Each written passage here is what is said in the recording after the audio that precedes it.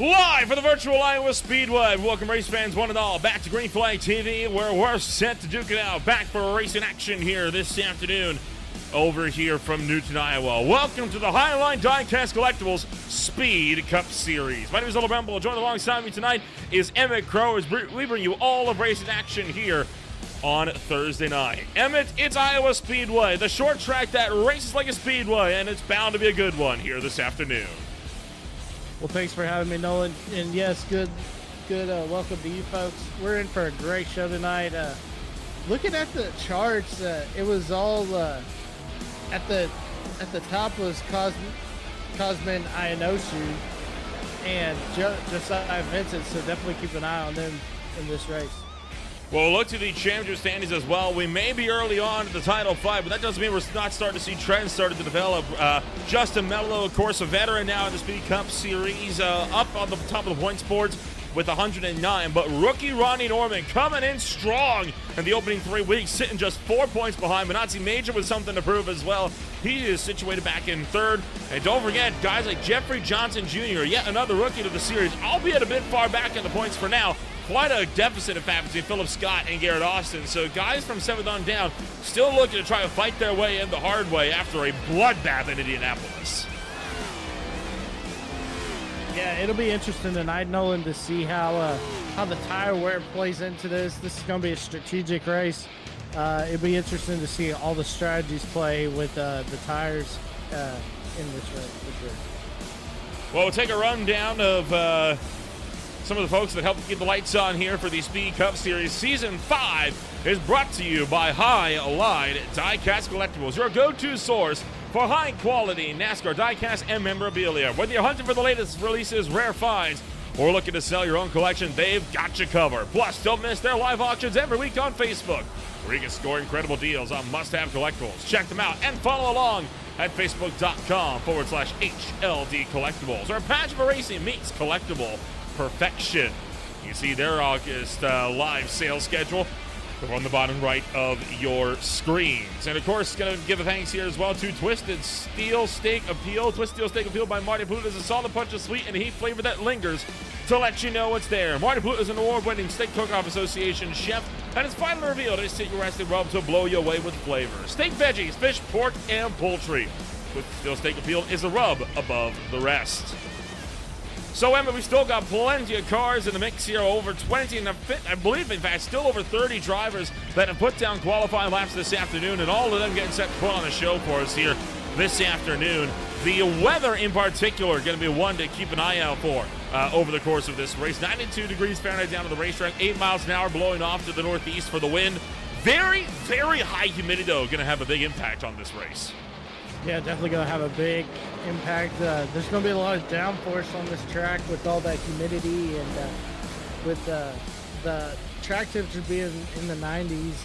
It's not going to eat up the tires too much, but it's not going to be good for them either. So we'll definitely keep an eye on that as this race goes on. And you mentioned, of course, the drivers at the top of the boards in practice. Let's take a look at those practice charts right now, as it was Cosmin Ionoshu who topped the practice boards. Nicholas Cota just hot on his heels. Jeremiah Vincent, Holden, and Josiah Vincent closing out the top 5. So look out for the Vincents this afternoon. If they get linked up, we can start working together. They could be a serious threat. Rookie Zach Vincent, of course, coming in within the top 10. And as well as the usual suspects closing out the field with Gibson, Amberg, Austin, and Scott closing things out. Top 8 separated by less than a tenth. Yeah, it was really interesting. At one point, can't remember who it was, but it was Cosmin Ionoshu, and it might have been Nicholas Cote. They were both at 3/1000ths of a second, running identical lap times, but Cosmin was able to get over the hump and put down a fast lap to take over that fastest in practice.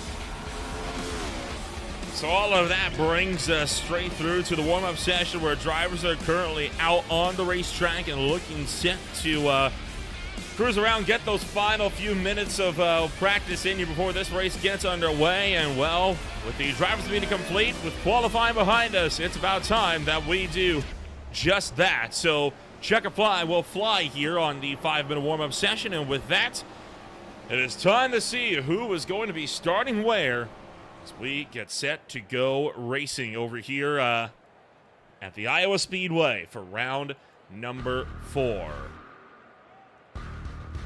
Starting on pole position then this afternoon, it's going to be the likes here of one Jeremiah Vincent starting this race from the pole. And how about that? Vincent 1, 2, the brothers will start first and second for the Napa Auto Parts number 8 alongside the Cabela's number 4.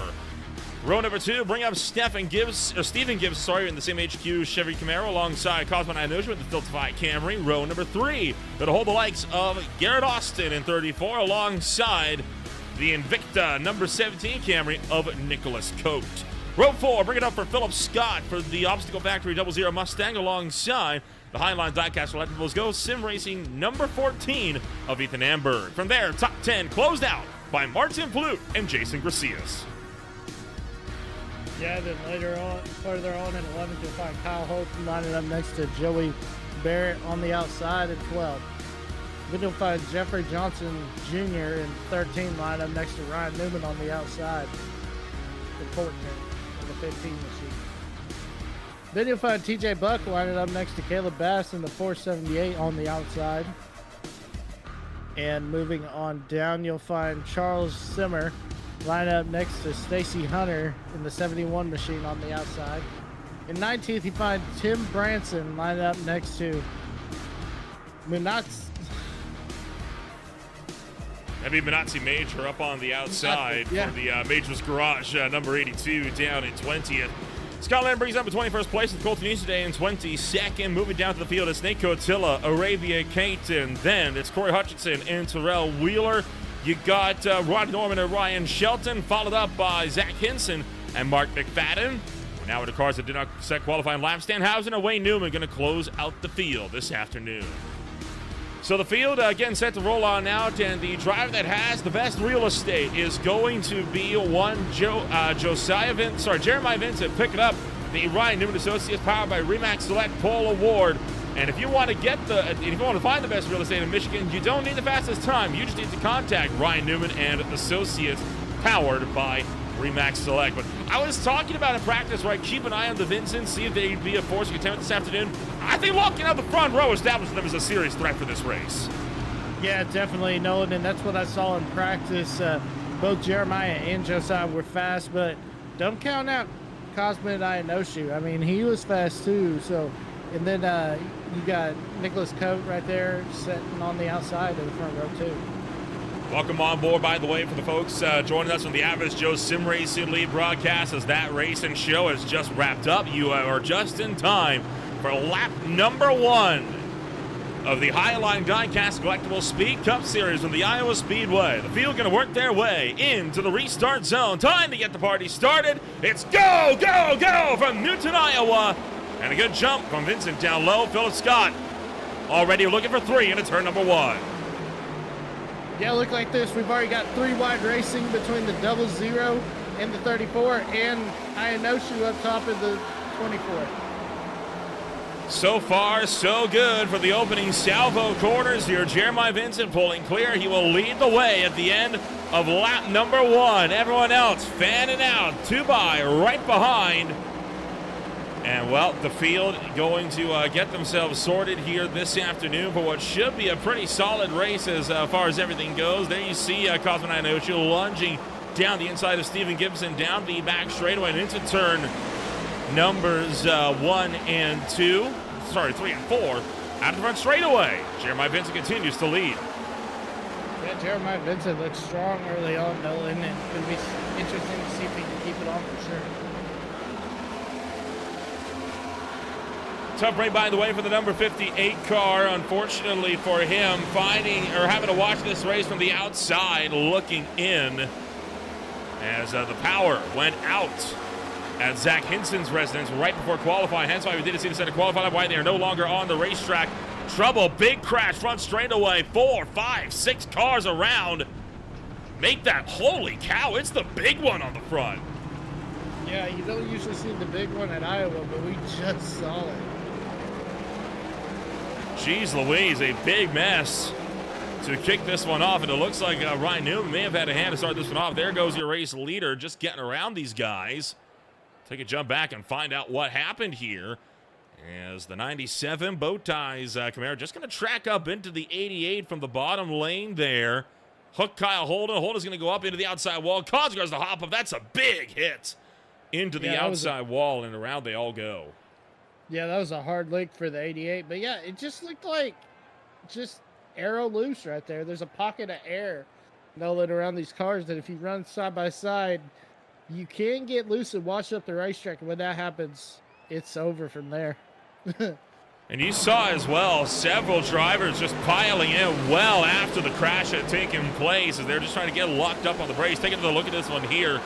A big hit into the wall for Gracias, and then right there when Nate Cotilla gets spun around in the number 5, locks it up, and then everyone else just kind of crashes in, just trying to avoid this mess. Yeah, tough break for a lot of good cars for sure. Tell you what, some drivers though, like Ronnie Norman, did a phenomenal job on being ready for this incident and locking it down early on. This is on board with Ronnie Norman, and what he saw is, oh boy. I mean, he can see coming all right now. I think he just realized, you know what, we're just gonna stop. We're gonna let them sort it out. That's wise though, right? I mean, that's defensive driving right there. Sure, he didn't make up a lot of spots. He's down to 17th, but he definitely, I'm willing to bet, gained a lot of time by not having to come down pit road to fix damage. Yeah, tough break. We saw Benazzi major on pit road, but yeah, I mean, that is some great driving, and was able to avoid that wreck, and he gets to keep going, so he's still got a clean race car, unlike some of these guys. Take a look at this one from above. As the 97 just going to get into the 88 and puts him and Gracias into the outside wall. And then watch up front when everyone starts to come back up the racetrack as they got into the grass. And that's where the real mess started to come in, was right there. Cotilla was already well stopped, and McFadden did a good job to get around that as well down to the inside line. He's picked up a healthy handful. McFadden now runs in the top 15 because of that miss. Yeah, sometimes it's better just to take it through the grass and to avoid it. And yeah, great job by McFadden for sure. So I will not deny, Emmett, I am worried over the trend of this race with that early yellow flag. We had 16 cautions last week at IMS, and well, there was, I'm sure, a lot of discussions in the drivers' meeting about how to avoid that tonight. But a crash in the opening 10 doesn't usually bode well, especially one of that size. Yeah, definitely, it does not. So, yeah, I hope it's not a caution breeds caution kind of race, but who knows what's going to happen.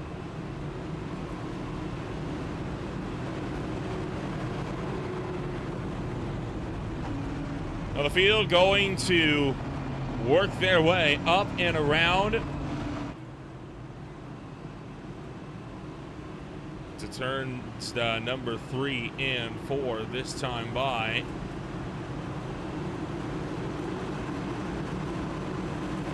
And we'll see how take 2 of this start is going to kick off. The Vincent still remain 1 and 2. Cosmo Ionoshu and the Tiltify Camry back there in 3rd.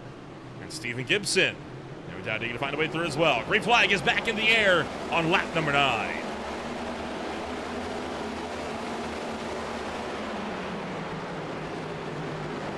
Pretty easy jump for Josiah Vincent to get down to the inside line. Ionoshu didn't put up much of a fight going down to the turn number 1 there.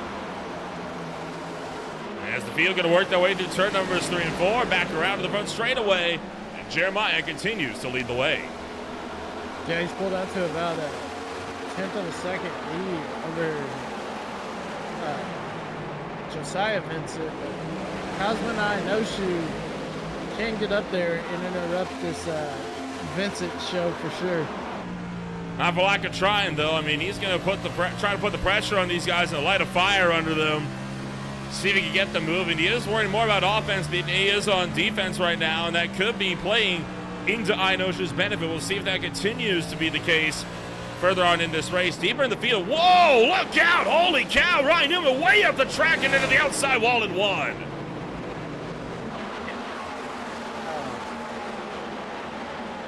That was weird. That looked like it could have been mechanical or a tire, or I don't think somebody sent him into the wall because it was so, abruptly, I agree. It kind of looked like he just missed the braking point in the turn one. What happened to him will remain a mystery. We are going double file deeper in the field. Guys like Ronnie Norman and Charles Simmer are trying to slice and dice amongst each other as they track out of turn four, down the back straightaway. Mark McFadden and Terrell Wheeler looking to scramble after it as well. And how about this? Looking at it also, trying to pinch Nicholas Cote down the inside at one, not wanting to give up the spot. Yeah, Nicholas Cote on the inside, trying to get the spot away from the 34 of Garrett Austin. But then they're trying to split, trying to get two birds with one stone as Nicholas Cote. He's trying to get Stephen Gibson also. Cote and Austin going to be working down and trying to fight it out here. You can see right there, Garrett Austin tried to go three wide up the middle with Stephen Gibson just in front of him, but it didn't go to plan, as Cote was able to block him in and keep him at bay. So they'll remain two by down the front straightaway into turn number one. And boy, Garrett Austin tries he may. He is just not able to find a way to get around Cote because Gibbs is blocking him in. But likewise, Cote's not able to get clear because Austin's got such a good drive on quarter exit. Yeah, Austin's doing a great job up there on that outside line, but Nicholas Cote has got the better drive off corner exit with that inside line. There's a lot of grip being placed down there right now, Nolan. And that was on board there with Nate Cotilla as he tries to run through the field as well, deeper in the pack. He's now fighting his way up to 16th place on the racetrack. Meanwhile, Ronnie Norman now alongside with Jeffrey Johnson Jr. Oh, Jr. tried to clear down, but Charles Simmer had the nose in there. Didn't go to plan. Now Philip Scott up to second, and the Vincent 1-2 has been broken apart. Yeah, Philip Scott looked really good in practice, Nolan, until he spun out on the front stretch. So, be interesting to see how Scott goes as this race goes on. Philip Scott now up to the number 2 spot. He is up 5 on the day so far. One other driver I'm keeping tabs on is Ronnie Norman, the Amsoil number 32. Up 15 positions from the get-go of his race. He is trying to make it 16 as he goes around the outside of Joey Barrett through turn numbers 1 and 2 and clears down the back straightaway. Yeah, great job by the 32 Ronnie Norman to get around the 97 of Joey Barrett, able to get that position for sure. Towards the front, Nicholas Cote, Garrett Austin, and more all still under a blanket as the field is going to condense a bit more. And I think Cosmo Inoshu and, I think more Josiah Vitz started to be a cork to the body here. May have burned up his equipment early on, trying to stay out in front of this field. And, well, that is allowed for Jeremiah Vincent to pull away, but it's not helping Josiah's chances any. Yeah, not helping him at all. And as we see him continue to fade through the field, here comes Stephen Gibson trying to battle with the 4, trying to take the 4th position. If he can take that 4th position, Nolan, he might be able to get up there to Ianoshu and possibly up there to Jeremiah Vincent for this lead.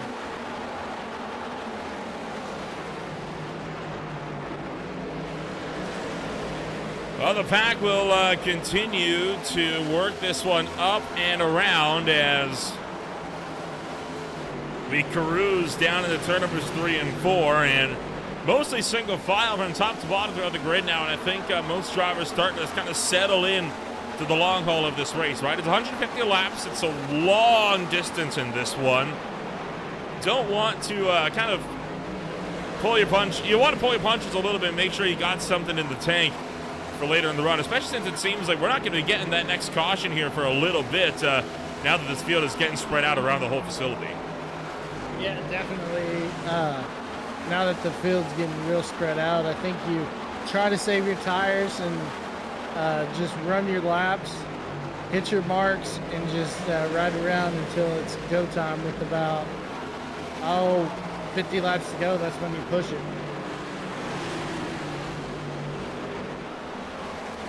Gibson looking for the back of Josiah Vincent, and he's going to look to go down the inside at turn 1. And the Bass Pro Shops Cabela's number 4 under fire. Heads up here as we go down the back straightaway. Josiah Vincent will not be able to keep Stephen Gibson at bay. Gibson managed to fight his way through, but it was not an easy fight by any stretch of the imagination, and Coe trying to follow through as well. Yeah, Nicholas Coe just trying to follow the leader of Gibson, and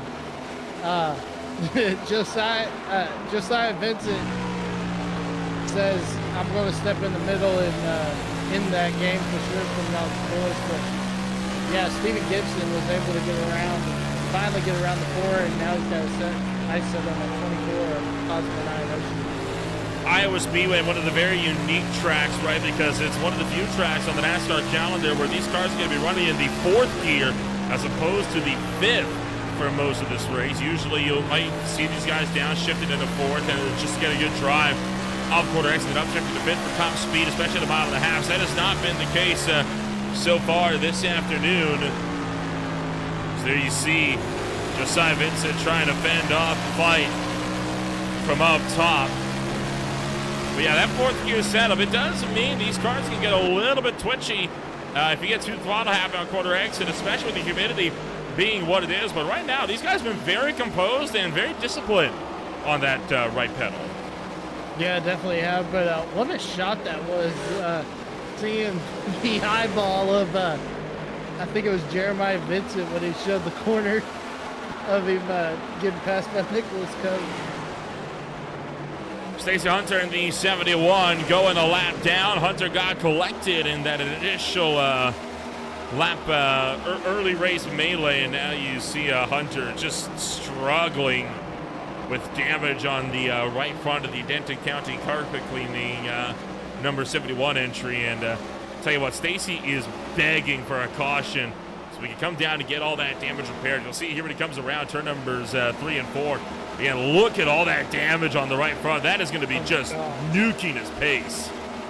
Yeah, and that's not going to help the aero situation either. Hold on. Got 3 wide. 3 wide through 1 and 2. Vincent down low. Coe in the middle. Lost it up top. Again, we have caught some lap traffic that's causing all of this. They're going to go around the outside, I believe.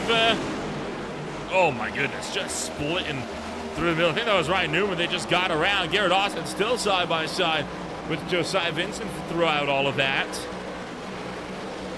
Yeah, that 34 machine has really come to life, Nolan, here lately. He's able to get around Nicholas Coe and now trying to get around Josiah Vincent for the 5th position. On board with Coe, he's got a front row seat to the battle here. They made contact last time by in 1 and 2. So 2 drivers that don't seem willing to give a lot, and caution is going to come out, and it is for Ryan Newman again, facing the wrong direction at turn 1. Yeah, somebody might have called him about a house or something. Tough break for the number 15 entry here as it comes out of. Uh-oh. Somebody not happy on the radio, Nolan. Well, Gibson has just stopped in the caution, so we'll have to take a look at that in a minute. But there you see Ryan Newman losing control and overcorrecting, and that's what causes him to go for a pretty big spin. Stephen Gibson has been meatball flagged under the caution. Wow. So there's been a secondary crash here under this yellow flag. Let's find out what happened to Gibson here. Oh my goodness. Well, that must have been. Oh dear. That must have been Gibson coming over the radio saying, "What are you doing?" Because somebody. Right.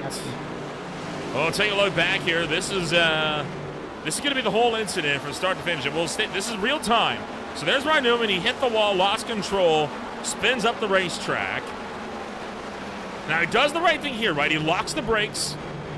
And now the field's going to start to come around him because we're all spread out around the racetrack, right? So he's waiting for a gap to get the car spun around.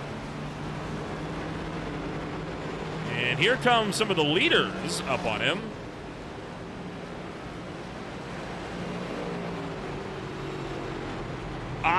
Whoa! Oh my goodness!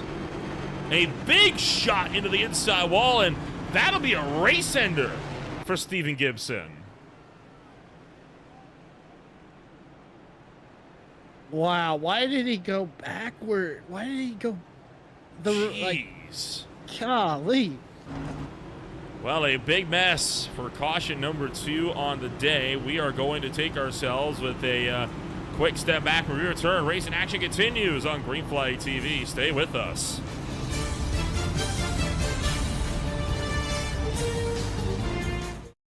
Racing isn't easy, but experiencing it is. iRacing puts you in the driver's seat with the industry's leading sim racing game. Drive on laser scan replicas of the greatest racing circuits from around the world. Go head-to-head against other drivers chosen by skill-based matchmaking to ensure competitive racing at every level. Compete across all your favorite series. In officially licensed cars, engineered to deliver the most accurate driving experience possible.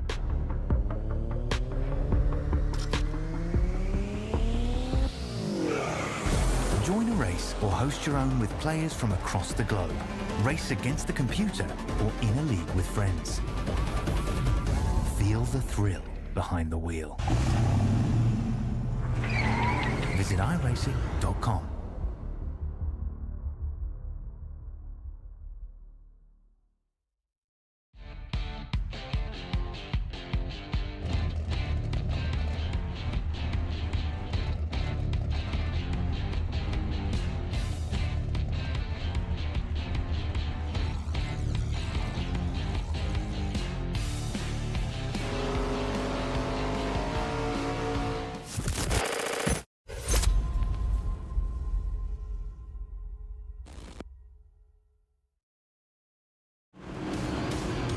Welcome back to Green Flag TV. Seconds away from returning to Green Flag Racing here this afternoon.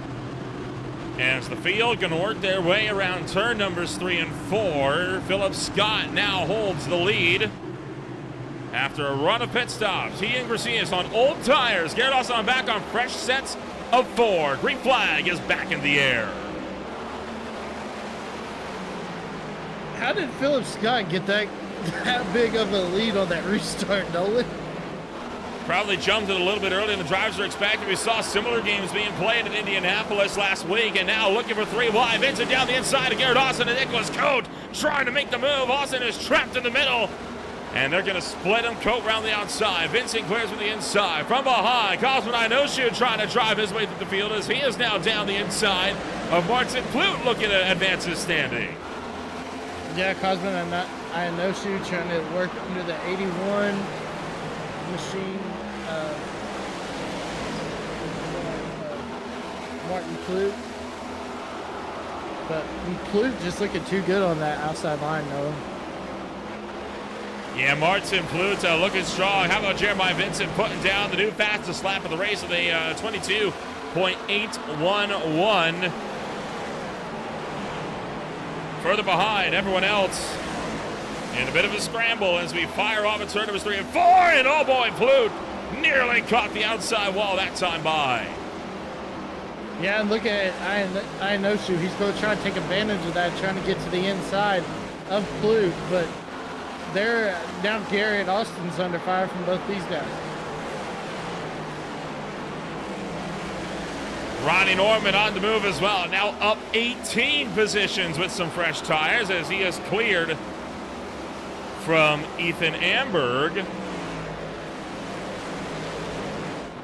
Towards the front, Jeremiah Vincent is looking like he is not wanting to be denied that race lead. Oh, caution comes out. And we got one stopped over there in turn, in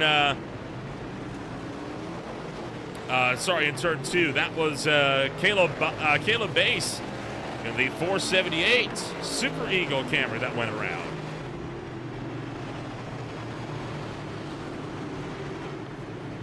Man. He was side by side with Terrell Wheeler into turn 1. Yeah, it just looked like. Oh, looky there. The 42. Charles Simmer getting a little optimistic there. Just put that nose where it didn't belong and turned the 478. Sent him for a long slide. No one else hits him. And this time he doesn't turn across the track either. Yeah. I mean, that's a lunge for the 42, and I'll tell you what, he did a good job to keep it off the outside wall. You saw him put the throttle in just to keep that car from sliding up and making contact with the outside wall, so could have been worse. Yeah, definitely could have been worse. Here we go. We're going to get a good view of it right here. Oh, man. I don't know about that one, but yeah, he kept his foot in it. Was able to keep it off the wall just a little bit, but yeah. But these cars, I mean, we just saw Philip Scott. It shows how good this clean air is, and that's why Jeremiah Vincent wasn't able to get around him, Nolan. I've noticed that, even though Vincent's on fresh tires. Well, we got some time here under this caution flag. What do you think? Do you want to talk to one of our drivers for the midfield? Yeah, we can talk to somebody. Why not? Let's get a word in here with Ronnie Norman, the driver of the number 32 car under this Ladies Yellow flag. Waiting to see if we go 1 to green this time. We do not. Perfect. So we'll talk to the driver here of the AMSOIL number 32. Get a quick word here with the driver right now, running back in 9th place. Ronnie, it's been a pretty good start for you so far, up 18 spots. But I have to ask, what happened in qualifying?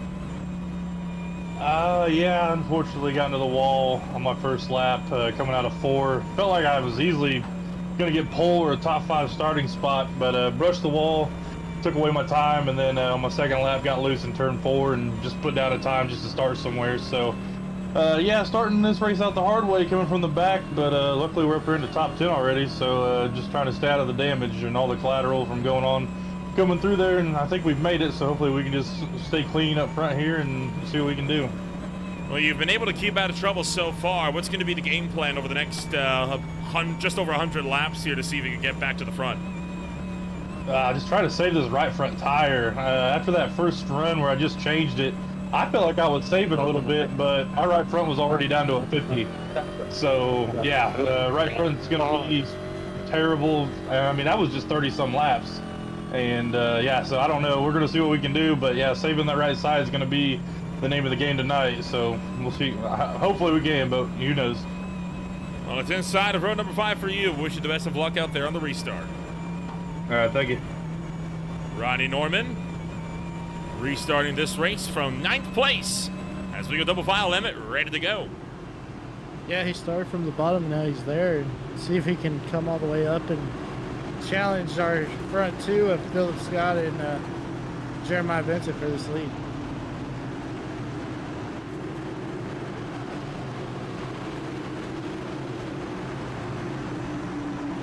Field coming around, turn numbers 3 and 4. Philip Scott still with the lead, jumps early. Bit of a check on that outside line. As we get to green, he is clear by 3 into turn 1, but he's got a lot of guys on fresh tires behind trying to run him down, and no buffer this time on the restart. Yeah, look at Nicholas Coate able to take it over and put it in the number 2 spot. But yeah, he pulls out. I mean, this is like, it's like a super speedway. You don't want to pull out too far or you'll be a sitting duck. But I mean, look at this. Josiah Vincent trying to take away the 3rd position away from Jason Gracias, but just can't get the position and get enough of a run, Nolan. Up out of turn number 4, the number 4 car. Again, like you say, trying to make some more progress here. Garrett Austin from behind, trying to make some moves as well.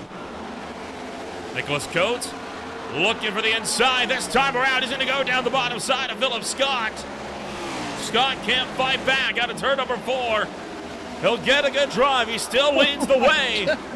Really flirting with the margins of the outside wall, but Nicholas Coe with all that fresh rubber to the inside of 1 and 2, getting clear this time by no, he doesn't. Philip Scott still tracking up to the wall and holds on. And he's able to clear him up using the outside line, and now he drops it down to block the run from Nicholas Coe. What a drive by Philip Scott today. Well, Coates not going to take it lying down. There he goes, back down to the inside of Philip Scott, but Scott able to continue to pull clear for the outside line. Trouble behind. We got one car, Jason Garcia, sliding backwards through the field. Potential incident for Garcia's over there in turn numbers 1 and 2.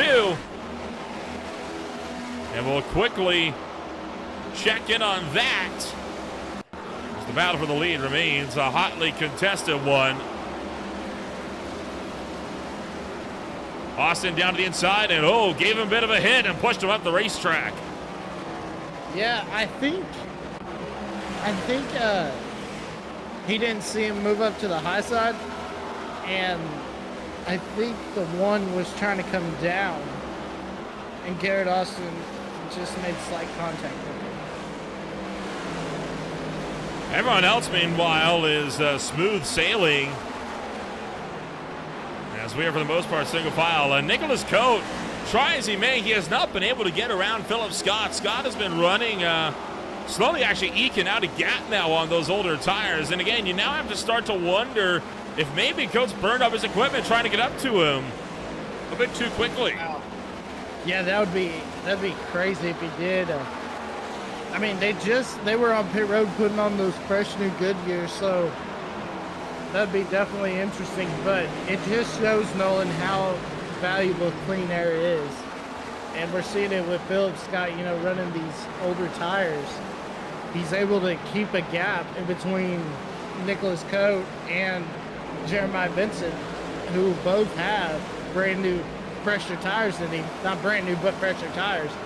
So clean air is going to definitely be important going forward. Newcomer to the race, Zach Hinson, has managed to get his connection figured out. He is going to be making his way out onto the racetrack for the HendrickCars.com, number 58. So Hinson now 55 laps down. He has just did it to this point to try and get some advantage here on drivers that have found themselves out of this race, like TJ Buck, Ryan Newman, Steven Gibson, and co. And it's not out of the realm of possibility, right? I mean, he could very well find himself up there and make it a few more spots as this race kicks off. So it's not a bad strategy to try to get some points. Yeah, it's not a bad strategy for points. See how valuable they'll be, but yeah, definitely not a situation where he could come back and be competitive in this race, though. But not unless he gets 55 lucky dogs.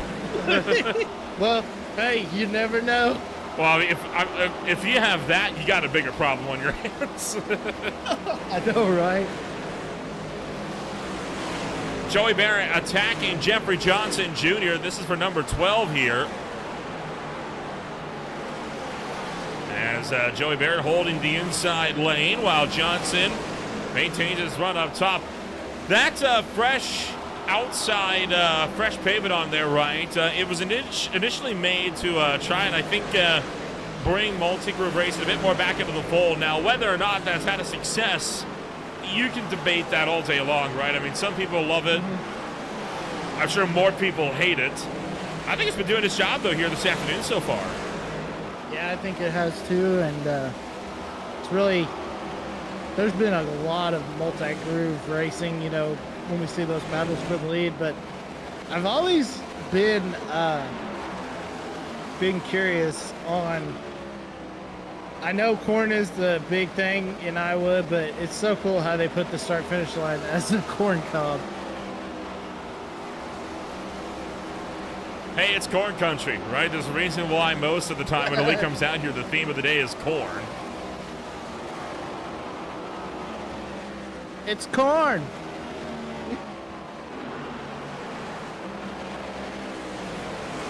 Even all the billboards have corn signage on them. Yeah, and then like the pit wall says Iowa corn. I mean, it's just it's corn. It's corn. What is there more to say? But it's corn. Further down the field, drivers attended for side-by-side. Again, Joey Bear looking to attack Jeffrey Johnson Jr. while Charles Simmer, whoa, Simmer way up the racetrack in turn 3. Let's Colton Easterday through down low. Yeah, Colton Easterday. Oh, look out! Simmer right back down the inside and forces Easterday up. I think you spoke too soon about let him go down level. I think he was wanting that position back for sure. And Easterday, not sure he took too kindly to that. You saw him, yeah, right there, a little bit of contact. I think sent the message, right? I'm not too pleased with you right now. That does cause Simmer to kind of miss that freshly paved asphalt with all the grip that it's got. But he does keep just 2 tires on. That's going to be enough to remain side by side into turn 3. Oh, but he's going to wash wide again in 4, and that should do it. Yeah, that should do it right there as we see Easterday. You know, I seen Easterday running the Sim Gaming Expo Truck Series. So, real aggressive driver, but really great driver. Seeing him, pretty cool seeing him in these next-gen cars. Meanwhile, Jeremiah Vincent trying to take the lead away from Philip Scott. Scott fighting back around the outside, though, trying to keep Vincent at bay, but he's not going to be able to do so, and Vincent officially retakes the lead of the race on lap 66. You still see him, though. You saw him still holding the defensive line there to turn 3. He wanted to make sure that Scott wasn't going to try to go for a late dive bomb. Yeah, that's what I was thinking. I think Vincent was setting back, and when he saw Nicholas Coate trying to get the position away from Philip Scott, I think he took a page and he was like, okay, so this didn't work when Nicholas tried it, so let me try this and be more defensive, and that's how he took the lead back in this race. Minacci Major on the offensive here. Rodney Norman misses the bottom. Way up the racetrack. Could end up losing a spot here to Amberg as well as he almost gets up and into the outside wall. Kind of flirty with the margins here. He now hangs on just on the cusp of the top 10. As Norman tries to cut her in down low. So got plenty of guys that are still going to scrap it out. There goes Arabia Caton down on the inside line. Philip Scott trying to fend this one off the long way. Tell you what, he is not letting Jeremiah Vince get away with this. He's keeping it very, very honest.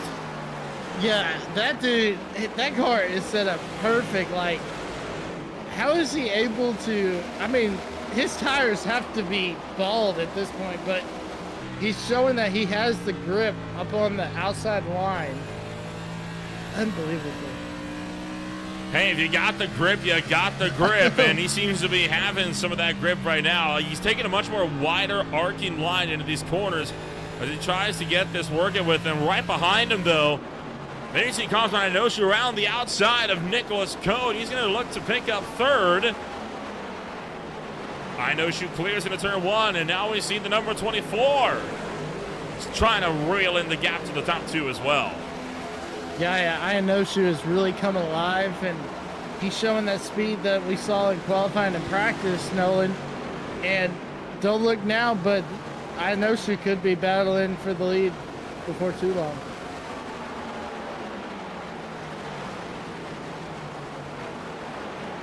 Several cars going laps down. Arabia Caton is the latest driver to go down that one lap, again with damage from that lap 7 incident. So it's unfortunate news for Caton that Caton remains stuck and mired at the tail of the field. They now hold the lucky dog spot.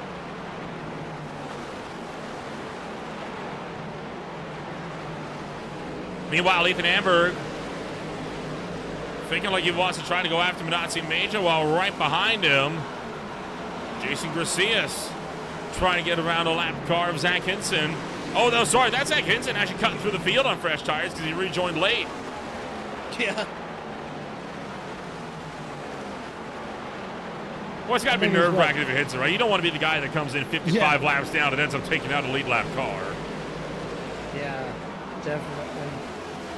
You see Ronnie Norman there, he made it easy. He recognized, hey, faster car, I lose nothing by letting him go. This is not a fight worth fighting. Yeah, definitely.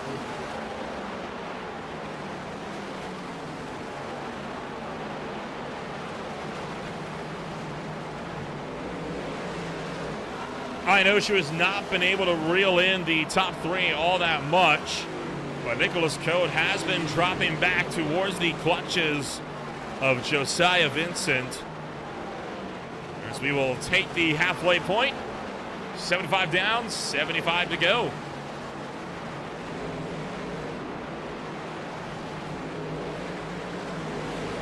And here's a battle, this one for 8th.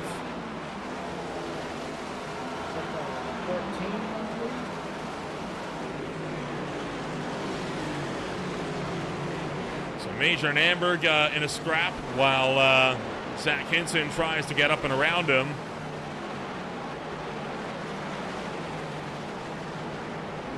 You wonder if maybe the lead lap cars might start playing games with Hinson here. Try to maybe like get him around at an opportune point and hope that they can slow their opponent up right in front of him when he gets around him. Yeah, using him as a pick, yeah, definitely. More of a reverse pick, if anything. Yeah, could be. It's a chess match at 180, 150 miles an hour. I was saying, we're not quite going 180 here. No. Now, if we were in the Gen 4s, we probably would be. Here's the battle for 4th as Josiah Vincent finally pulling the trigger. Coates going to slap the wall coming out of turn number 4, and that'll result in a swift end of the fight as Josiah Vincent takes that spot away.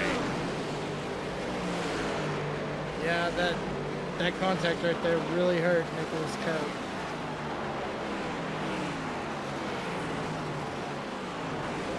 One car up into the outside wall. That is Corey Hutchinson just trying to hang on. We got some time here, right? We're just over halfway through this race. Going to once again thanks to the folks that keep the lights on here for the Speed Cup Series. At Ryan Newman and Associates, powered by Remax Select, they believe that finding your dream home should be an exciting and seamless experience. Serving all of Michigan, their dedicated team brings years of expertise and a commitment to personalized professional service that makes buying and selling a home simple and stress-free. Whether you're a first-time buyer, seasoned investor, or looking anywhere in the United States, they can help by referring you to top professionals across the country. Trust Ryan Newman and Associates to guide you every step of the way. Your future starts with them, so go and make it a reality. There goes Minazzi Major down to the inside as Ethan Amberg going to try to look around up top. I think pit stops are starting. Nolan as Wayne Newman has hit pit road. Troy Hutchinson with a meatball flag as well. That he will have to come down pit road to serve. This is how he achieved that meatball flag. As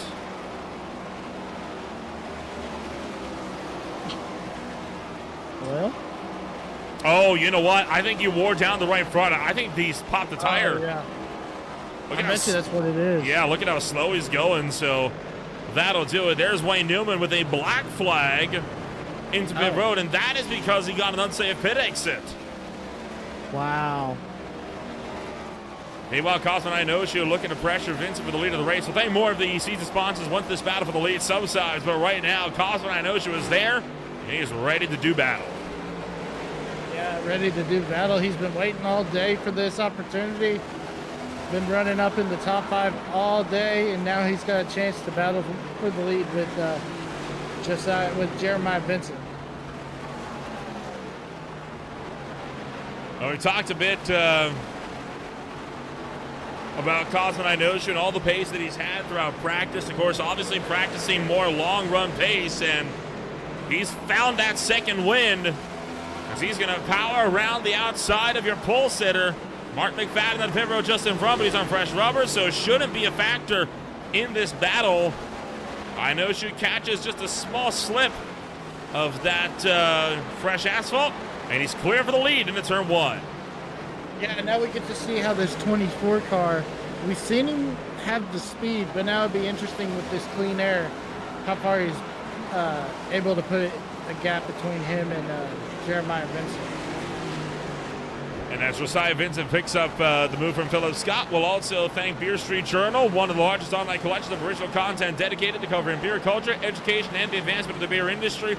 With thousands of articles, millions of unique visitors, and exposure in over 200 countries, Beer Street Journal is paving the way to enabling category growth, engaging the broader consumer base, and promoting better tasting beer for years to come. BeerStreetJournal.com, the best in beer. And of course, we'd be remiss if we did not once again thank our title sponsor, Highline Diecast Collectibles.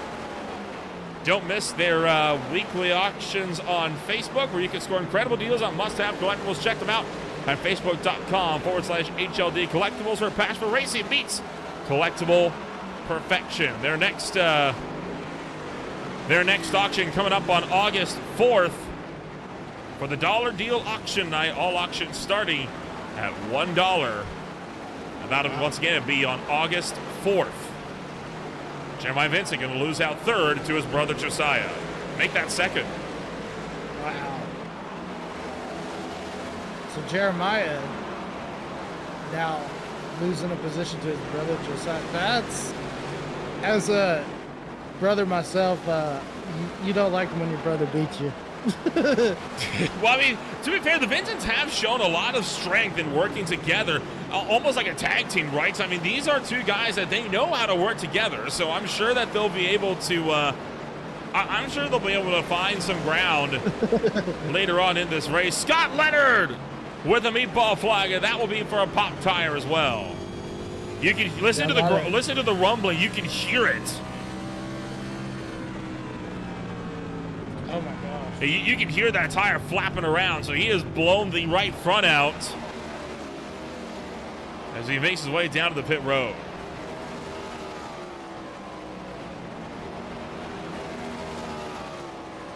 And he's not the only one. Looking like Terrell Wheeler has in fact done the same right behind him. He also has a meatball flag.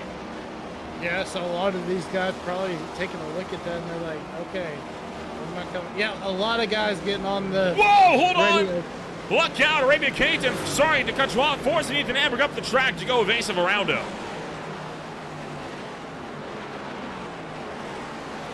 Said no, tires. They were going to be a big wreck and a big wreck.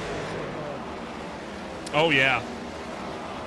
Well, I mean, yeah, the new asphalt, right, it's able to really kind of help give you more grip, but it also chews up that right front, right? I mean, the new asphalt is a major tire killer, and that is being made so apparent here this afternoon. Yeah, I mean, this track really loves to eat on some rubber, so we're seeing that right here, but that's also going to help later on when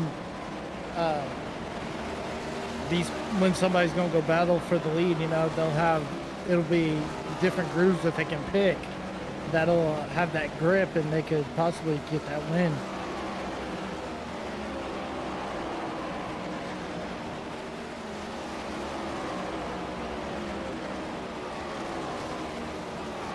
So the field down and into the box. Martin Plout, Manati Vage are in as well, as Ethan Amberg is able to get himself out there. Ronnie Norman just got meatball flag for the right front.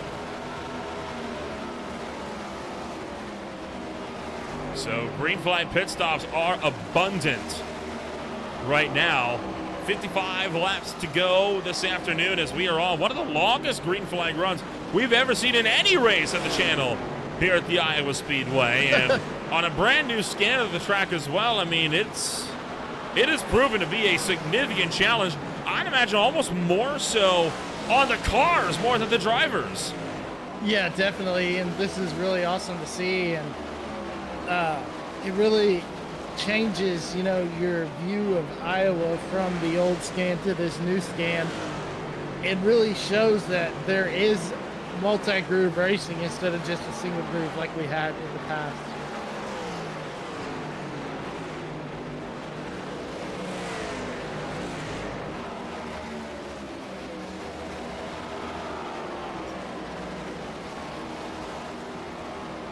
Jeremiah Vincent now in the pit road just as he got slapped with the meatball flag as well, so he actually timed his entry perfectly just about.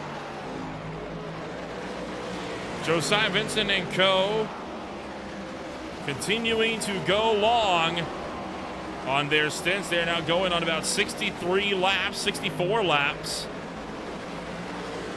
as the laps continue to tick away.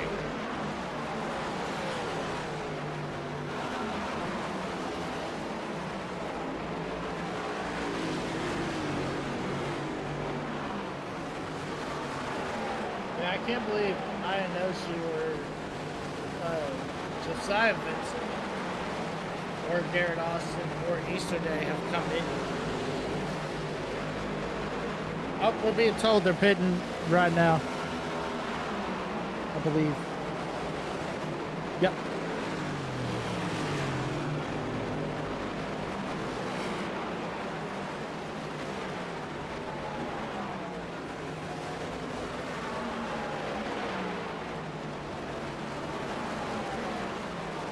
So top 4 all in the pit road, save for Jason Gracias, who's going to stay out for at least one more. And since these guys went 66 laps, they should be good to go the distance from here to the end. Jeffrey Johnson Jr. also going to stay out for one more. Colton Easterday is in. We are also waiting on Tim Branson to come down to pit road as well. And in fact, nope, we're not. He just came down. So in fact, we are only waiting now on the top 2. Nicholas Cote right now, the net race leader after pit stops. Yeah, how about Cote able to take the lead, get a jump on both Jeremiah Vincent and Josiah Vincent, able to take away the lead.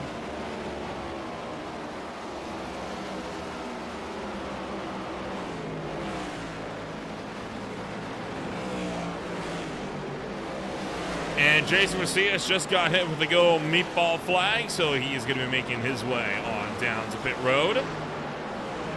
No Tear up that surprises fender. here.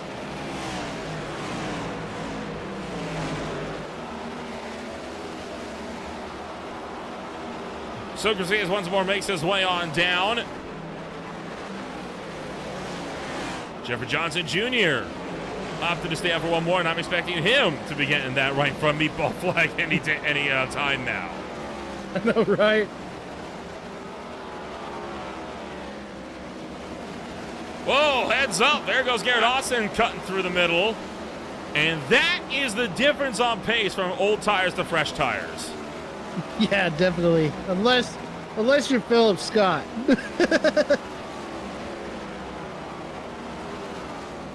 Being told the 33 is coming in this time by.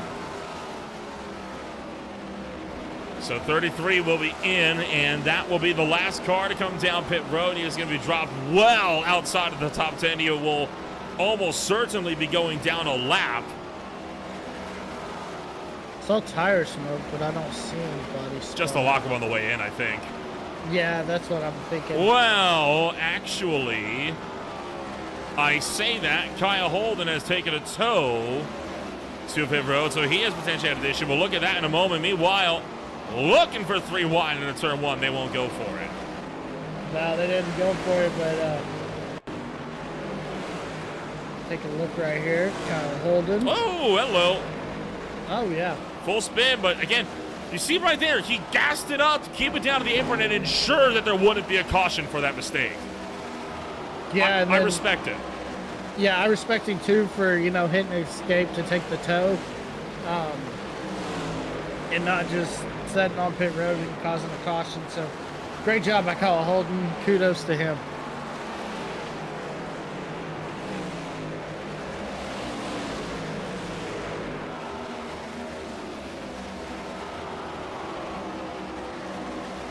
Josiah Vince, Benatti Major, Jeremiah Vincent all under a blanket. Stan Housen and Joey Barrett loosely trailing on just behind these guys. Of course, we'll keep tabs on Cote and Plute, see if that battle is going to pick up any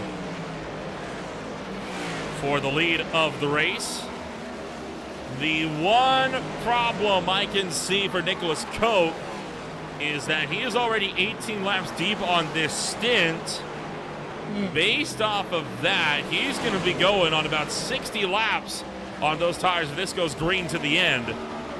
And as we've seen, that is very much within meatball flag territory, so he might need to keep a close eye on that one. Yeah, definitely.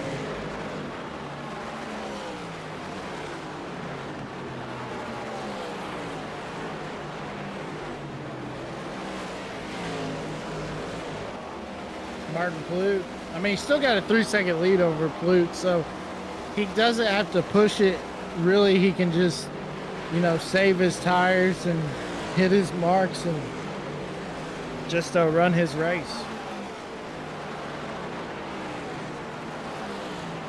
It will kind of show how things are shaken up here between first and second place. And you can see, I mean, the times haven't really been coming down all that much. I mean, yeah, it picks out a 10th here, a couple tenths there, but, you know, he's also losing on some laps as well. So Nicholas Coe right now doing a pretty good job of maintaining that gap.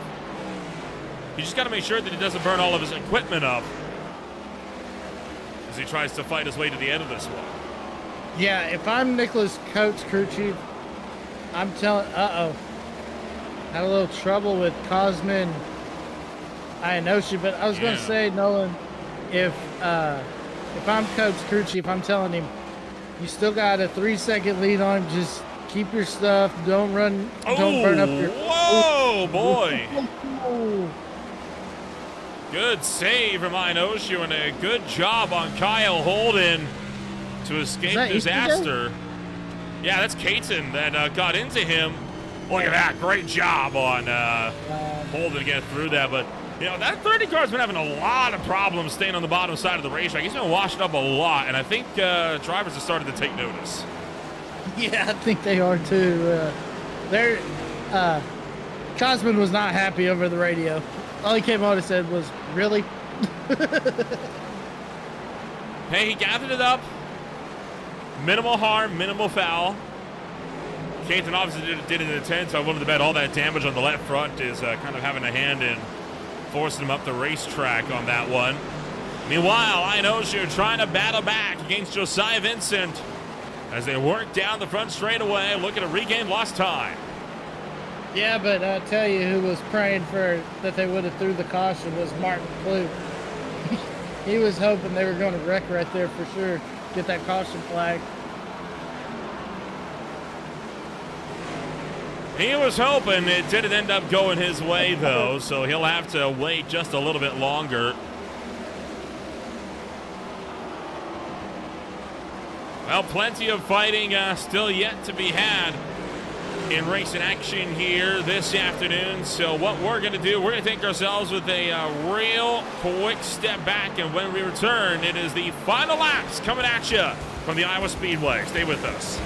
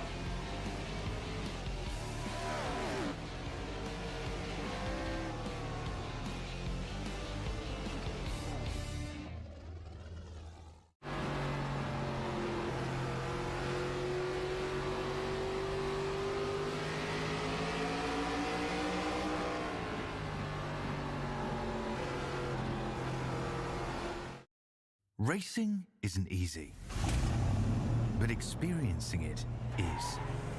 iRacing puts you in the driver's seat with the industry's leading sim racing game. Drive on laser scan replicas of the greatest racing circuits from around the world. Go head-to-head against other drivers chosen by skill-based matchmaking to ensure competitive racing at every level. Compete across all your favorite series. In officially licensed cars, engineered to deliver the most accurate driving experience possible.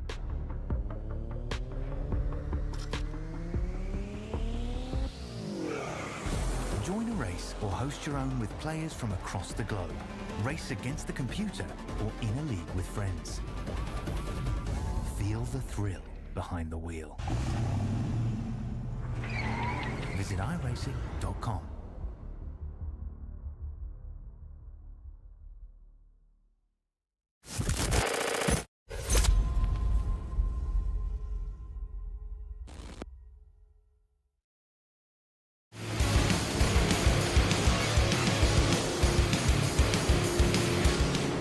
Welcome back to Green Flag TV, where we are just moments away from getting back to racing action here. The caution came out pretty much immediately after we went to break, so phenomenal timing on that one. It was not for an incident. It was our potential randomized competition caution that put us under this one, so no incident took place. Drivers were able to come down pit road. Some have taken fuel only, those drivers being Cote, Amberg, Hausman, Norman, and Cotilla. Everyone else on 4 tires, ready to go to the end. Yeah, it'll be interesting with Ethan Amberg, taking fuel. He's able to jump Martin Plouffe, but does he have enough grip, Nolan, to get around Cote on the outside? Oh, heads up. Some of the field thinking they were going already. They weren't. Green flag back into the air. As we hightail it back towards turn number 1. Now, a lot of tires going to be cold here, and some of them worn down, so you got to try to make the most of what you got. Coming out of turn 2, down the back straightaway. Josiah Vincent trying to make short work of Ethan Amberg, while Inoshu takes to the bottom side as well. Yeah, Martin Plouffe was able to take back that number 2 spot, but they're all chasing Nicholas Cote as we see Josiah Vincent trying to work under the 14 of Amberg, and then he's trying to get to Martin Plouffe. But look at this, here comes Amberg, Nolan, working on the inside of Plouffe. Ethan Amberg making a quick jog down to the bottom side. Plouffe's going to catch the fence coming out of turn number 4, sorry. Scott looking about 3 wide up high. Jeremiah Vincent, fastest lap of the race so far, back from the 7th position. Plouffe clears up high. Amberg couldn't have a run on him. He'll remain side by side with Philip Scott. Yep. Jeremiah Vincent beats his previous fastest time with the 22:79. So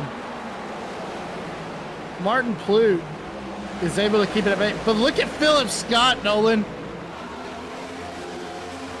Now the Devil Zero for Obstacle Factory is having a time of it here as he tries to close up to the front run, as well as that Martin Plouffe has been steadily running down Cote, and he's into the wall. That's going to open up the door for Philip Scott to try to get back around him down to the bottom side of the racetrack. Coming around into turn numbers 3 and 4. Scott to the bottom. Cote starting to open up the gap once again. Yeah, Scott's able to make short work of Plouffe. I think he can catch Nicholas Cote for sure. Oh my goodness, and we're going to go around here. Hold on to it. We're going to save that as Philip Scott gets put 3 wide down to the bottom. Inoshu finds his way through. Now looking for 4 wide, coming around through 1 and 2. Plouffe's all the way up on the outside wall. Josiah Vincent clears in the middle. Scott still 3 wide down low with Amberg as well, as Plouffe up above him. Oh my gosh. Austin and Jeremiah Vincent in the mix of this, as well as they've worked their way down to the front. Straightaway contact and around we're going to go. Plouffe spins into the grass, into the safe area, back up into traffic. Austin's into the outside wall. Look out through the field. My gosh. Oh my goodness, McFadden gets collected. Hutchinson's in it, Cotilla's in it. And Zach Hinson piles in as well. Poor Zach Hinson. 55 boy. left round. Man. who was that car that snuck through there and didn't hit either one of them? I have no idea, but that was incredible. Wow. We'll take a look back. This is a crash that went on for a while here. And this is all going to start from Plute getting turned by Garrett Austin. Yeah, Garrett Austin was like a pinball right there and bounced off Plute and got into his corner panel, and around they went. But watch right here. Let's see, who is this? Here it is right here. I think that was Terrell Wheeler that went through the middle there. And then right here, Plute tries to get it turned down the racetrack, just nicks McFadden, and then that shoves the 801 down into Hutchinson and Cotilla, who had nowhere to go. And then up top, you see Zach Hinson try to shoot down low, and he just went to the wrong place and straight into the driver's side door of the 22.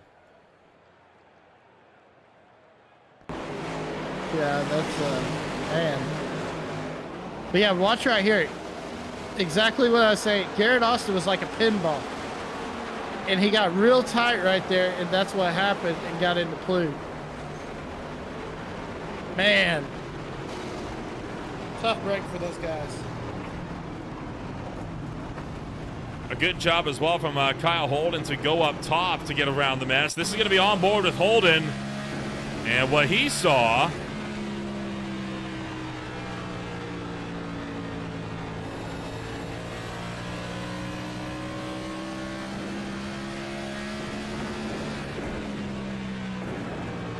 He's the wreck developing. He gets around at once and just locks her down and is able to complete the run up top. And then this was with Terrell Wheeler in the number 43 shooting through the middle. Yeah, this is going to be an exciting ride right here.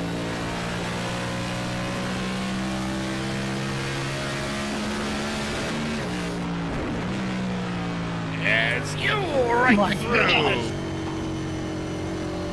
Hit the needle with that move. God. Yeah, phenomenal drive there from him. Well, yet another yellow flag on this one, and that was just drivers getting a little bit too aggressive. Nicholas Coate trying to go after win number 2 of his Speed Cup Series career. His latest win came at the Kansas Speedway back in May earlier this year during the last season in season 4.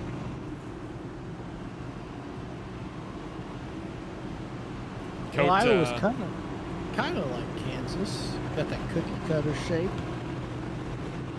Yeah.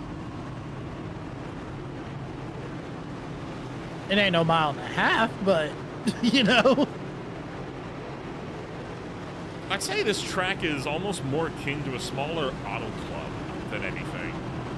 You know, I was about to say. Well, older asphalt, right? And a long curve front straight. You know, a lot of the mile and a halves, they have a bit of a straight before the tri-oval. Auto club doesn't. It just goes straight in. It's a third of a mile? Mile and a third? 0.875 for Iowa. Huh. Once again, Nicholas Coate coming around into turn numbers 3 and 4. I know shoe up high. Coate jumps. We're back to green. Yeah, just trying to keep Inosu from getting to that back bumper and getting that draft right there. Oh, here comes Inosu, though.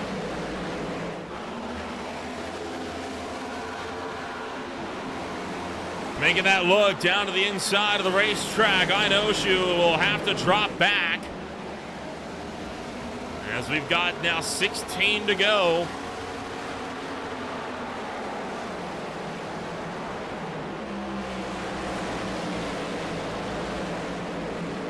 Hamburg and Jeremiah Vincent going side by side. Stan Hausman and Joey Barrett also double file into turn numbers 3 and 4. You know, it's crazy. I think that meatball hurt Jeremiah Vincent. Of course, he got it when he was coming on pit road, but it really hurt him with his pit time for sure, and that's what's causing him to get back here further in the pack.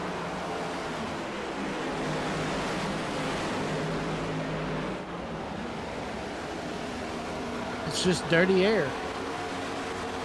15 to go. As Jeremiah Vincent hunts down the inside of Ethan Amberg up front. Philip Scott also under fire as Josiah Vincent trying to cling on for third. Tell you what, I mean, some of these guys are having some pretty good fights here for the closing stages, but so far none of them have been focused on getting up to Nicholas Cote. They've been more focused on battling with each other. Yeah, I think Ionoshu's trying to save his stuff, and that's allowing Josiah Vincent to try to get to the inside, because Vincent's trying to go right now, and I think Ionoshu's just trying to wait until time to go.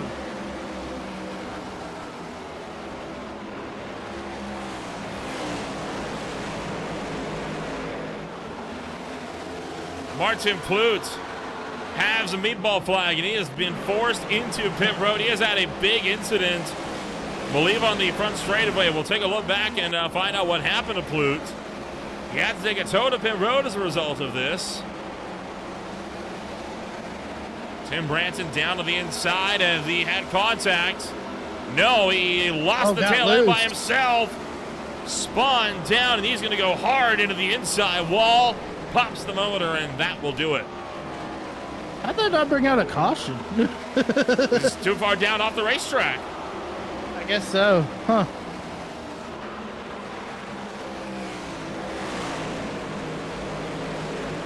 Ten laps, and Josiah Vincent continues his climb through the field as he looks to break past Cosman Ionoshu. He's going to get around him. Now Vincent's up to second, but can he run down 0.7 of a second in the next 9 laps? Yeah, it's going to be hard for Josiah to catch up to the back and Nick. But, I mean, no, Josiah's had the speed all day, so he might be able to get enough grip to get, actually cause Nicholas to burn up his stuff and could possibly take it there. But it's going to take a Hail Mary probably to get up there. Garrett Austin with issues late in the running, and whoa, he had contact with Jeffrey Johnson Jr. coming down to the turn number 3.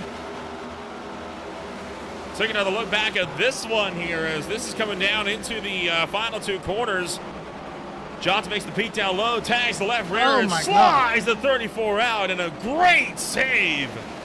What a save. Yeah, great job.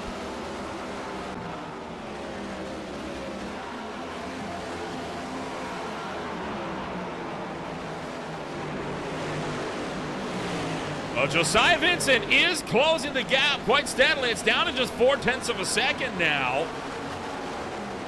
It's almost down to 2 now. Well, now it's growing, but he did get it down to about 3 point. Yeah, it's ebbing and flowing as the race goes along. Down to 2. And it just got under 3, so we'll take 5 to go. And Vincent's going to be right there with Cope by the end. Oh, yeah. Lap car gets on pit road. Now they got another one coming up. A block. Josiah Vincent has never won a race in his iRacing career. He is chasing his maiden win in his 88th start on iRacing. Oh, he's going to get to the back bumper of Cote. Nearly sent him for a ride in turn 2. Yeah, I think he's just seeing what he can do, Nolan. He's just taking his time and seeing what would work to set him up for a final last lap pass. Vincent's only had 1 podium in the Speed Cup Series, again chasing his first ever league win according to his Sim Racer Hub stats page. Can he get the job done this afternoon? He has been one of the long runners of this series. I think he had the best chance he was going to get, and he may have burned it up with 2 to go. He's not closing the gap back down quick enough. Yeah, he's not closing it quick enough. He just got it down to 2/10, but that's not going to be enough, it looks like, Nolan. Looking for the white flag this time by. Behind him, drivers are continuing to slice and dice throughout the field. And we'll take one to go at the line. Nicholas Coates looking to hang on for his second Speed Cup Series win. Josiah Vincent chasing his first. Does he have an answer for him in turn number 3? He's going to go for the send. Drives it in deep to the inside. He's not going to get there, though. Nicholas Coates hangs on at a turn number 4. Coates can call himself a repeat winner. Wow, what a race. But a good consolation prize there for Josiah Vincent.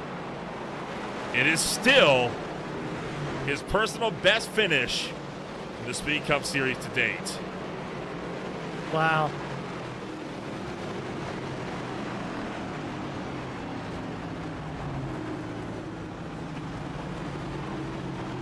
Well, Nicholas Coates, the winner of Racing Action here this afternoon.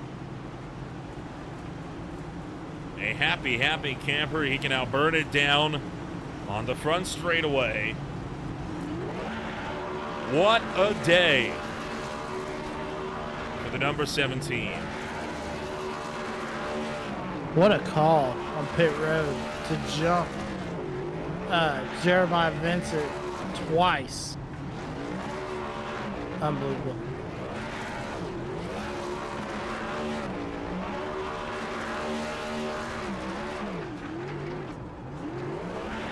Well, as he celebrates on the front straightaway, we'll look to get a look throughout the final standings here this afternoon. It was a wild one this afternoon for sure, and a hard-fought win for Nicholas Coates, as he will come home number 1 this afternoon. Josiah Vincent will finish it off in second place. The Cosmo Noshoe back in third to close out the podium. We'll talk to all of them in just a moment. Nazi Major back in 4th. Jeremiah Vincent will bring it home in 5th. Philip Scott back in 6th, with Jeffrey Johnson Jr. in 7th. Ethan Amberg in 8th. Joey Barrett in 9th. And Colton Easterday closes out the top 10. Yeah, in 11th, you're going to find Ronnie Norman, followed by Stanton Hausman. 13th, you'll find Garrett Austin, who made a heck of a save. 14th, you'll find Tim Branson. 15th, Terrell Wheeler. 16th, Nate Cotella. 17th, Jason Gracias. 18th, Mark McFadden. 19th, Scott Leonard. And 20th, Corey Hutchison. 21st place and 4 laps down. It's Arabia Cage with Wayne Newman back in 22nd. Stacey Hunter 23rd. March Blue 24th. Kyle Holden in 25th. Caleb Bass at 26th. Charles Zimmer back in 27th, with Zach Hinson, Steph Gibson, and Ryan Newman closing out the top 30. And rounding out the field, it's TJ Buck and Ryan Shelton, both drivers that did not start Racing Action tonight. Well, boy, a wild race that we had here this afternoon, as we'll look to give a chit-chat here with all of your front runners here in the Bow Ties Postway Show. One easy to wear bow tie.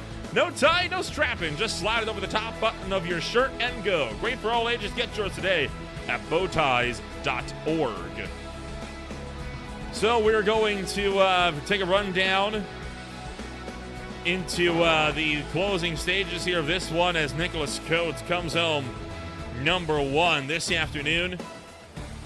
Does not look like Coates is present or available. Oh, he is available. He's just down in the channel where I wasn't looking. So Nicholas Coates going to come on up and give us a chat here this afternoon. Nick, we don't get the chance to talk to you all that often, but it's your second race win of your career. The first one came in Kansas back last season, and this has got to feel good having to hang on after a bold pit call in the late stages of this one. Yeah, for sure. Yeah, I wasn't going to beat Cosman and the Vincent's heads up, so I pit early during the that long green flag run to get the track position, and I think I would have been okay if it stayed green. Everyone was kind of bunched together. Once you got like 10-15 laps on the tires and it got in dirty air, it kind of evened out.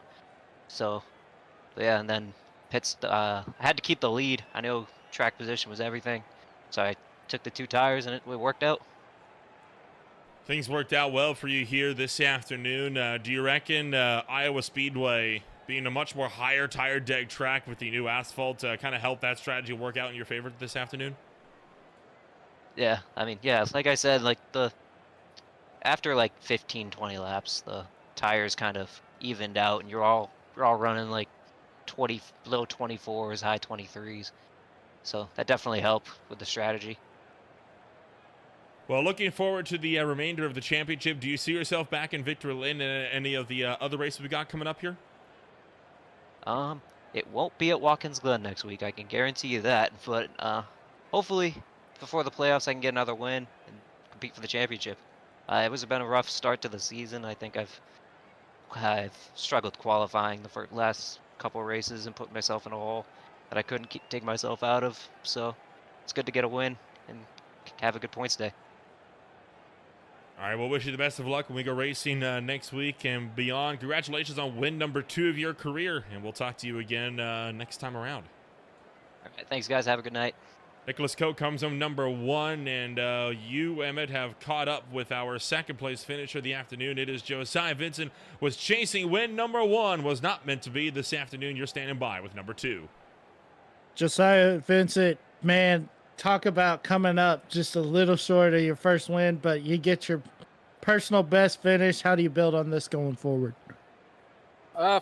Feels pretty good. I think I just need to keep staying consistent and letting the race come to me. That's the biggest thing I've learned so far over the past few months in this series and in racing in general. But yeah, I felt like I was faster than him there at the end. Cut him a break there coming out of 2 with like 3 or 4 to go, but Nicholas has always raced me clean, so I didn't want to cause any issues and take him out or anything like that, but just ran out of time at the end. All right, well, you and your brother, y'all put on a show for this first part of this race. How do y'all build on this going forward in this championship hunt? Well, I won't really be in the championship hunt. I think I said last week I run a part-time schedule because I work shift work, so I actually miss next week's race. So I'm just trying to do as best I can and have fun with it. But yeah, as long as Jeremiah keeps coming in, each week with speed and stays consistent and he doesn't get wrecked or anything like that, I think he would probably have a pretty decent shot. So just all right, keep staying consistent. All right, where are we going to see you next then? Whatever's after next week. What is it? Richmond, maybe? I can't remember. Richmond or Darlington? I'm not real sure. Maybe it's Daytona. One of those. All right, we'll see you at Richmond, Darlington, or Daytona. Yeah, I know for sure I'll be at those 3. I just don't know what's after Watkins Glen. All right, well, congrats again on the top 2, and we'll see you whenever we see you again. All right, thanks, man. All right, no problem. Nolan?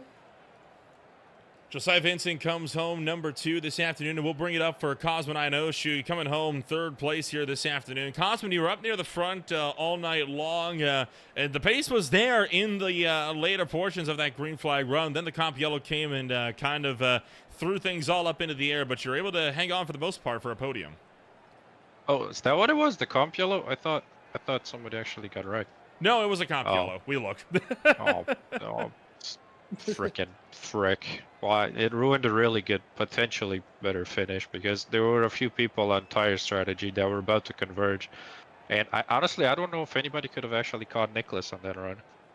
Because he was kind of far out there and we were starting to even out the pace.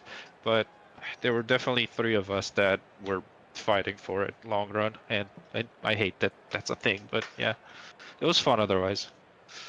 Overall, it was a pretty good run for you here this afternoon. As far as the Iowa Speedway goes, some people love the new asphalt. Some people are not too big fans, but you were kind of making the most out of it that you could. Where does it fall for you? It used to be one of my top places to look forward to run. It's not that bad, honestly. I mean, it's definitely smoothened out the bumps in the corner. There's the problem of the car reacting to the pavement change, and I don't know when it does it or how it does it. I like to think it's RNG, but you cannot exit those pavement changes on, like, fully on the gas. in hot weather at least it's really slick, and I believe you saw a few cars that were almost losing it coming off the corners, and it's because of that. But we had a very low track time, so we didn't really have to worry about that, so that was okay.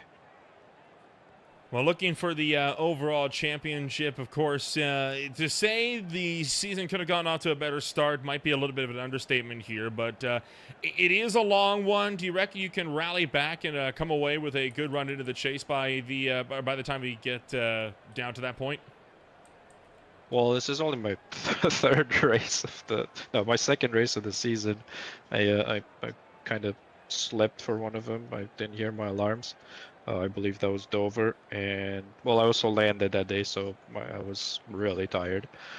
And the other ones I was unable to race because I was in Germany on time off. So I don't know. We'll see how it goes from here on out. I don't even know what the schedule is, but I'm looking forward to anything that's not a road course right now. Well, I hate to be the one to be the bearer of bad news, but it's Watkins Glen International next week, so we'll wish you the best. We'll wish you the best of luck, and who knows? Maybe it'll be better luck at Richmond the week after. We'll see. We'll see. But thank you guys, and hope you had fun watching this because it was pretty much of a blast to drive. I enjoyed it. We had a fun time calling it as well. That was Cosmo Inoshu coming home number 3 this afternoon for the Tiltify Camry. Boy, yeah, but it's always one of those situations, right, where it's like, all right, so who's going to tell him? Are you going to tell him? Am I going to tell him? Which one's it going to be? But that's it then for our show here this afternoon. Watkins Glen International comes on up this coming week on Thursday when we return for more racing action. Of course, that set to be one of 2 road course races. The other one coming out for the final race of the regular series season, which will be at the Charlotte Roval over in October. So quite a bit of distance between the 2 road courses, but looking like it'll be a good run when we go racing for the MattPicks.com No Filter 50 at Watkins Glen next week. Yeah, is that are they running the boot, or are they just running the NASCAR course? I'd imagine it'd be the boot. Sorry, not the boot. It'd be the regular. Sorry, I thought you meant the bus stop chicane. No, it'll be the regular NASCAR layout, I'd assume. Okay, good. That's good because yeah, that track's easier to run than the boot. I love that track more than the boot.